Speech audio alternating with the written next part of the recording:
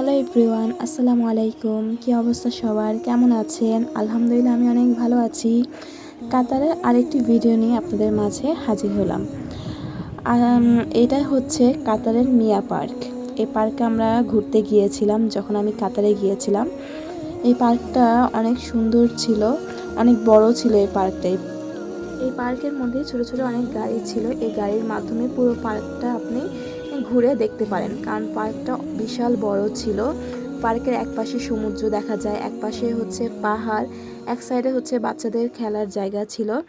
সব মিলিয়ে পার্কটা অনেক সুন্দর ছিল, এক কথায় অসাধারণ। পার্কটাতে ঘুরতে গিয়ে অনেক ভালো লেগেছে। এই পার্কে সবাই ফ্যামিলি নিয়ে ঘুরতে আসে, হাঁটতে আসে, বাচ্চারা খেলাধুলা করে, সাইক্লিং করে। আর এই পার্কের মধ্যে অনেক ছোট ছোট রেস্টুরেন্ট ছিল খাবারের। চাইলে আপনার যারা ঘুরতে যায় খাবার এনজয় করতে পারবে। তাছাড়াও এই পার্কের মধ্যে ফ্যামিলি নিয়ে যারা ঘুরতে যায় তারা বাসা থেকে খাবার নিয়ে যায়। এখানে বসে খাওয়ার জন্য অনেক সুন্দর প্লেস আছে।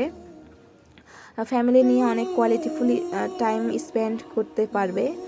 এক পাশে হচ্ছে সমুদ্রের মধ্যে অনেক সুন্দর লাগছিল, যেমন বাতাস ছিল, সমুদ্রের ঢেউ, তারপরে এই জাহাজগুলো এক স্থান থেকে অন্য স্থানে যাচ্ছে, দেখতে অসাধারণ লাগছিল। মিয়া পার্কের মধ্যে আপনার কোনো প্রকার টিকিট লাগে না। বিনা টিকিটে আপনি মিয়া পার্কে এন্ট্রি করতে পারেন। কাতার সরকার পর্যটকদের জন্য এই সুযোগ সুবিধা রেখেছে।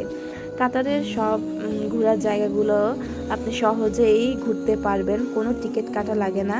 এটা অনেক ভালো দিক। কাতারের মধ্যে সব কিছু উন্মুক্ত, সহজেই সবাই সব কিছু উপভোগ করতে পারে। আমরা আবার হচ্ছে গাড়ি দিয়ে আরেক জায়গায় যাচ্ছিলাম। এই পুরো পার্কটা এত বড় যে গাড়ি ছাড়া আপনি যদি হাঁটতে যান অনেক দেরি লাগবে, তাই এই গাড়ির ব্যবস্থা। এই গাড়িগুলোতে ফার্স্ট আমরা মনে করেছি ভাড়া লাগবে, বাট জিজ্ঞেস করে দেখলাম কোনো ভাড়া লাগবে না। এটা হচ্ছে পর্যটকদের জন্য এই সুযোগ সুবিধাগুলো। কাতারের মধ্যে অনেক দেশ থেকে মানুষ ঘুরতে আসে। মিয়া পার্কটা বিনোদনের একটা অন্যতম পার্ক। এই পার্কের মধ্যে অনেক কিছুই আছে দেখার জন্য। আর পার্কটাও অনেক সুন্দর। বিকেলবেলায় ঘুরতে গিয়েছিলাম আমরা, অনেক ভালো লেগেছে। তাছাড়া এই ছোট ছোট স্টল আছে খাবারের, চাইলে খাবার উপভোগ করতে পারবে মানুষ। এছাড়াও এই পার্কের মধ্যে বাচ্চাদের জন্য খেলার বিভিন্ন প্লেগ্রাউন্ড আছে। এই ঝর্ণাটা হচ্ছে বাহিরে ছিল, অনেক সুন্দর লাগছিল এই ঝর্ণা, তাই আমি ভিডিও ক্লিপ নিচ্ছি। ঝর্ণার আরেক সাইডে ছিল কাতার মিউজিয়াম। এই মিউজিয়ামটা দেখতে অনেক সুন্দর লাগছিল, বাট ভিতরে যাওয়া হয়নি। তো আমরা আবার গাড়িতে করে মেন গেটের দিকে যাচ্ছিলাম। এখন ঘোরা শেষ হয়ে গেছে, সন্ধ্যা হয়ে গেছে, রাত হয়ে যাবে একটু পর। এই জন্য আমরা এখন ঘোরা শেষ করে বাসার দিকে চলে যাব, তাই মেন গেটে যাওয়ার জন্য গাড়ি দিয়ে আবার যাচ্ছিলাম। আমি যখন কাতারে গিয়েছিলাম তখন আমার এই চ্যানেলটি ওপেন ছিল না। রিসেন্ট আমি এই চ্যানেলটি ওপেন করেছি। সবাই আমার চ্যানেলটি সাবস্ক্রাইব করবেন, লাইক কমেন্ট শেয়ার করবেন, পাশে থাকবেন।